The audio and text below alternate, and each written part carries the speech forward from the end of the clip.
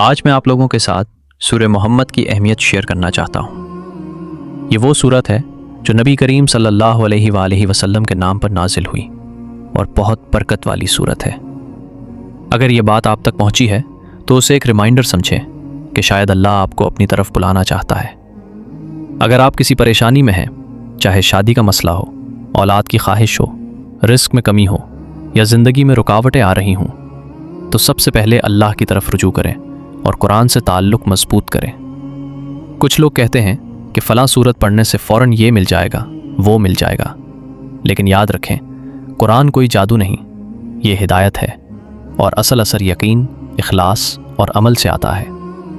سورہ محمد پڑھنے کی اصل برکت یہ ہے کہ یہ آپ کے دل کو اللہ کے قریب کرتی ہے، آپ کے ایمان کو مضبوط کرتی ہے اور آپ کو سیدھا راستہ دکھاتی ہے۔ اللہ تعالیٰ فرماتا ہے، جو لوگ اللہ کی راہ سے روکتے ہیں اللہ ان کے اعمال ضائع کر دیتا ہے۔ تو ہمیں چاہیے کہ ہم خود بھی قرآن سے جڑیں اور دوسروں کو بھی اس سے نہ روکیں۔ ایک اہم بات، جو بھی پڑھیں اس کا ترجمہ ضرور سمجھیں، کیونکہ جب آپ سمجھ کر پڑھتے ہیں تو وہ دل پر اثر کرتا ہے۔ آپ سورہ محمد کو روزانہ اپنی زندگی کا حصہ بنا سکتے ہیں، چاہے ایک بار پڑھیں یا زیادہ، لیکن پابندی کے ساتھ پڑھیں۔ اور سب سے ضروری بات، نماز کو نہ چھوڑیں، کیونکہ اصل کامیابی نماز اور قرآن دونوں کے ساتھ جڑنے میں ہے۔